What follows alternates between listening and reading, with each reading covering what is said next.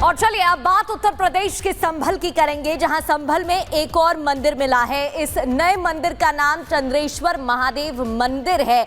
बताया जा रहा है कि संभल के 68 तीर्थों में से एक ये भी है और इस मंदिर के आसपास की जमीन पर कब्जा कर लिया गया है, जिसके बाद अब सवाल उठ रहा है क्या इस मंदिर का भी जीर्णोद्धार होगा, क्योंकि भक्तों की तरफ से मांग की जा रही है। देखिए रिपोर्ट।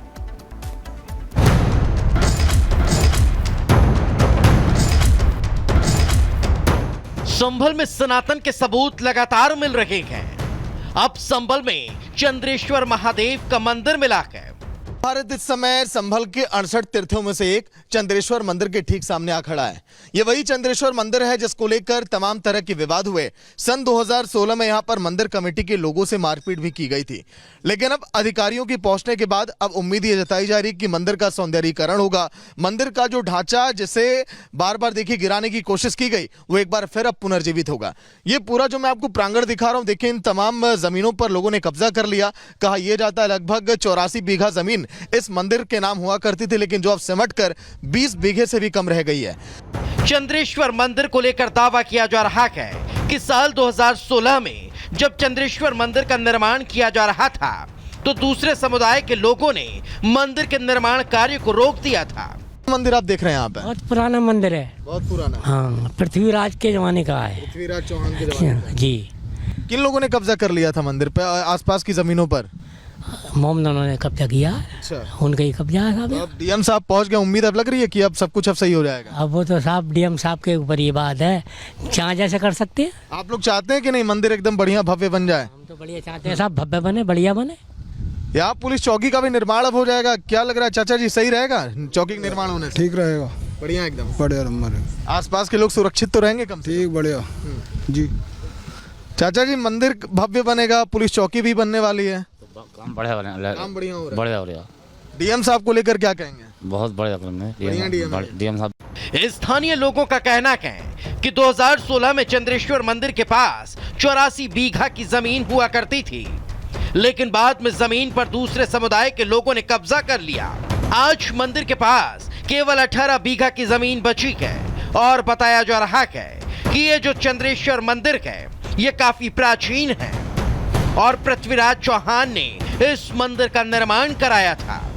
मंदिर मिला तो संभल जिला प्रशासन के अधिकारी भी मौके पर पहुंचे। इस दौरान रिपब्लिक भारत से खास बातचीत करते हुए संभल डीएम राजेंद्र पेंसिया ने कहा कि 2016 के झगड़े में जो लोग शामिल थे और जिन लोगों ने मंदिर की जमीन पर कब्जा किया उनके खिलाफ एक्शन लिया जाएगा। लोग थे जिन्होंने कब्जा किया, किस धर्म विशेष के थे? आज हमने सुबह सुबह इसकी जांच कराई है और अभी प्राइमरीली यही पता चला है कि ये भूमि पशुचर और पेड़ लगाने की थी। अभी हम हमारी जो 1952 का जो रेवेन्यू रिकॉर्ड होता है, जिसको 1359 फसली बोलते हैं, वो निकलवाएंगे और एक चकबंदी के बाद 41 और 45 बनता है, वो निकलवाएंगे। उसके बाद वास्तविक स्थिति का पता चलेगा, फिर उसी के अनुसार। मंदिर की जमीन पर कब्जे का आरोप है, लेकिन अब कब्जा भी हटाने की तैयारी है और एक्शन की बारी है। Bureau report, Republic Bharat.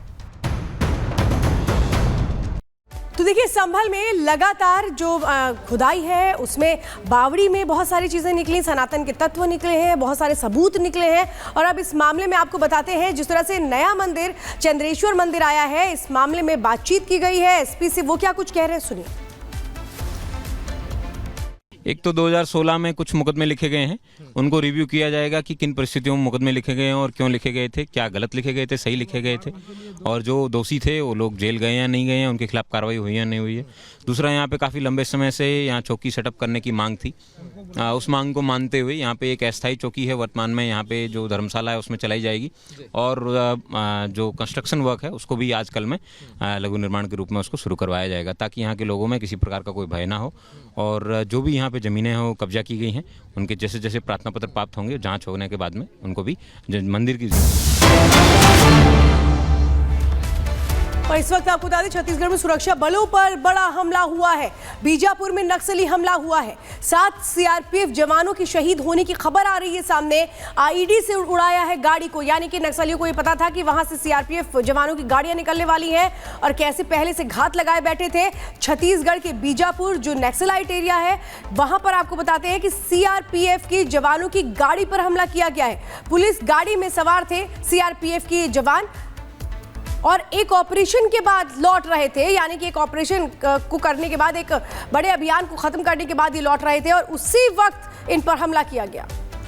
बिल्कुल, छत्तीसगढ़ में लगातार, क्योंकि ये नक्सली बहुल्य क्षेत्र है और यहाँ पर लगातार सुरक्षा बलों की तरफ से ऑपरेशन चलाया जा रहा है। हाल ही में मुठभेड़ की खबर भी सामने आई थी जहां जवानों के हाथ सफलता लगी थी और इस बीच ये खबर जहां नक्सली हमला हुआ है, जवानों की गाड़ी को आईईडी से उड़ा दिया गया, यानी कि पहले से ही आईडी बम वहां पर प्लांट किया गया था और पहले से ही शायद इस बात की भनक थी। हमले में कुछ जवानों के हताहत होने की आशंका है। ऑपरेशन के बाद जवान लौट रहे थे, इस दौरान उन पर हमला बोल दिया जाता है। 7 जवान शहीद हो गए हैं इस हमले में। कुछ जवानों के हताहत होने की आशंका भी है। बड़ा नक्सली हमला, छत्तीसगढ़ वो इलाका जहां पर लगातार सुरक्षा बलों की तरफ से अभियान चलाया जा रहा है और नक्सलवाद के खात्मे को लेकर इस अभियान में काम किया जा रहा है। दूसरी ओर सुरक्षा बलों पर ये नक्सली हमला हुआ है जहां आईडी बम प्लांट किया गया था। कुछ जवानों के हताहत होने की खबर है तो 7 जवान शहीद हो गए हैं। आईडी बम प्लांट किया गया था और गाड़ी को उड़ा दिया गया। ऑपरेशन के बाद जवान लौट रहे थे, इस दौरान वो ये हमला उन पर किया जाता है जहां कई जवान घायल हो गए तो 7 जवानों के शहीद होने की भी खबर है। हाल ही में आपको बता कि सुरक्षा बलों के हाथ बड़ी सफलता लगी थी जहां मुठभेड़ के दौरान कई नक्सलियों को ढेर कर दिया गया था। उधर से नक्सलियों से जुड़ी जो सामग्री है वो भी बरामद की गई थी। कोशिश की जा रही है नक्सलवाद को छत्तीसगढ़ से खत्म किया जाए। बस्तर की बात हो या फिर बीजापुर की बात हो, ये जो नक्सली बहुल्य क्षेत्र है इसमें लगातार यही कोशिश की जा रही है कि या तो नक्सलियों को मुख्य धारा से जोड़ा जाए या फिर नक्सलवाद को जड़ से खत्म कर दिया जाए। तो आपको बता दें कि हमले में कुछ जवानों के हताहत होने की भी आशंका जताई जा रही है, चूंकि आईडी ब्लास्ट किया गया है, यानी कि पहले से ही ये पता था इन नक्सलियों को कि ये जो रास्ता है ये चुना जाना है। सीआरपीएफ के जवानों की ओर से जो पुलिस की गाड़ी में एक ऑपरेशन को खत्म करने के बाद लौट रहे थे और जैसे वो बीजापुर से निकल रहे थे।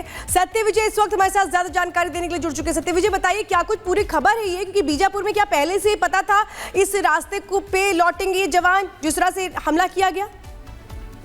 देखिए, छत्तीसगढ़ के बीजापुर में बड़ा घटनाक्रम हुआ है, बड़ी घटना हुई है जहां पर कि नक्सलियों ने आईडी ब्लास्ट किया है। पुलिस वाहन पर ये आईडी ब्लास्ट हुआ है जिसमें कि पुलिस वाहन चपेट में आया है और इसमें जो अब तक के इनपुट है कि जो नक्सल ऑपरेशन के बाद ये जवान लौट रहे थे, इस दौरान बीजापुर में घात लगाकर नक्सलियों ने आईडी ब्लास्ट किया है। और हमारे पास जो इन्फो है, हालांकि अभी आधिकारिक पुष्टि नहीं हुई है, इस आईडी ब्लास्ट में कुछ जवान शहीद भी हुए हैं और कुछ इंजर्ड हैं। अभी संख्या आना बाकी है, लेकिन ये जानकारी आ रही है कि 5 से ज्यादा जवान जो हैं उनके शहीद होने की खबर है।